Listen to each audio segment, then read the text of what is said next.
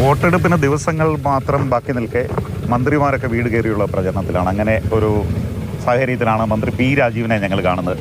എങ്ങനെയുണ്ട്? ഇനി ഏതാനും ദിവസം മാത്രമേ ഉള്ളൂ. വളരെ നല്ല അന്തരീക്ഷമാണ്. ഞാൻ 3-4 ദിവസമായിട്ട് ഇവിടെ പലരും കാണുന്നുണ്ട്.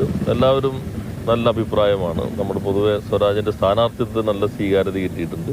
പക്ഷേ ഗവൺമെൻറ്റിനെ സംബന്ധിച്ചും നല്ല മതിപ്പാണ് എല്ലാവരും പ്രകടിപ്പിക്കും. ഇപ്പോൾ തന്നെ വീട്ടിലിറങ്ങിയപ്പോൾ ആ കുടുംബം പറഞ്ഞത് അവർ ബാംഗ്ലൂരായിരുന്നു ജോലി ചെയ്തിരുന്നത്.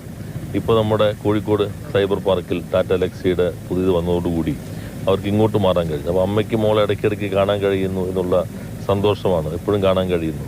അപ്പോൾ അങ്ങനെ റിവേഴ്സ് മൈഗ്രേഷൻ ഞങ്ങളെപ്പോഴും പറയുന്നുണ്ട്, തിരിച്ചു വരുന്നുണ്ട്. അപ്പോൾ അങ്ങനെ ഓരോ കാര്യങ്ങളിലും ജനങ്ങൾക്ക് നല്ല മതിപ്പ് ഒരു ഗവൺമെൻറ്റിനെ സംബന്ധിച്ചുണ്ട്.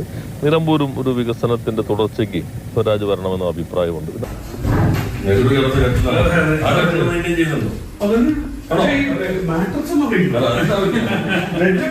ജമാഅത്ത് ഇസ്ലാമി ലോകത്തെല്ലായിടത്തും അവരെ അസോസിയേറ്റ് മെമ്പർമാരാക്കിയിട്ടുള്ളത് ഭീകര സംഘടനകളാണ്.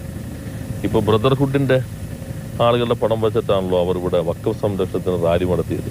ബ്രദർഹുഡ് ഇപ്പോൾ നമുക്ക് എല്ലാവർക്കും അറിയാം, ദുബായിൽ നിരോധിച്ചാണ്, അതുപോലെ ഈജിപ്തിൽ നിരോധിച്ചാണ്. ഈജിപ്തിൽ അധികാരത്തിൽ വന്നതിൻ്റെ ഭീകരതകൾ നമ്മുടെ മുൻപിലുണ്ട്. അപ്പോൾ അങ്ങനെയുള്ള സംഘടന ലോകത്തെല്ലായിടത്തും ഭീകരവാദ സംഘടനകളാണ് അവർ അസോസിയേറ്റ് അംഗങ്ങളാക്കുന്നത്.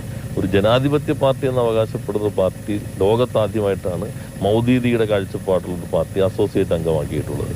അപ്പോൾ അത് ഈ തെരഞ്ഞെടുപ്പ് കൂടി കഴിഞ്ഞാൽ നിയമസഭയിൽ സ്ഥിരാംഗത്വം കൊടുക്കാവുന്ന മട്ടിലേക്ക് പോകുന്നു. മറിച്ച് PDP നിങ്ങൾ കൂട്ട് കാണുന്നു. അതാരും അങ്ങനെ കാണുന്നില്ല. അത് കാരണം ഒരു അന്തർദേശീയ കാലത്ത് തള്ളിക്കളഞ്ഞ ഒരു ഫോർമുല അങ്ങനെ ആയിരുന്നല്ലോ. അതാണ് ആ കാലത്ത് ജമാഅത്ത് ഇസ്ലാമി എന്നുള്ളത് നമുക്ക് എല്ലാവർക്കും അറിയാം അന്തർദേശീയ മാനമുള്ളതാണ്. മൗദൂദി ഇന്ത്യയിൽ നിന്ന് പാകിസ്ഥാനിൻ്റെ അവിഭക്ത ഇന്ത്യയുടെ ഭാഗത്തായിരുന്നു. പക്ഷെ അദ്ദേഹം അങ്ങോട്ട് പോകുന്ന ഇസ്ലാമിക രാഷ്ട്രത്തിന് വേണ്ടിയാണ്. ആ കാഴ്ചപ്പാട് ഇപ്പോൾ ബഹുമാനായ ഒരു മതമേധാവ് തന്നെ പറഞ്ഞു, പ്രതിപക്ഷ നേതാവിന് ഫത്വ പുറപ്പെടുവിക്കാനുള്ള അധികാരമില്ലല്ലോ. കാരണം അദ്ദേഹം കൊടുത്ത സർട്ടിഫിക്കറ്റ് വളരെ അപകടകരമാണ്. ജമാഅത്ത് ഇസ്ലാമിക്ക് ആരും കൊടുക്കാൻ ധൈര്യപ്പെടാത്ത ഒരു സർട്ടിഫിക്കറ്റാണ് പ്രതിപക്ഷ നേതാവ് കൊടുത്തത്. അവർ പോലും അവകാശപ്പെടുന്നില്ല.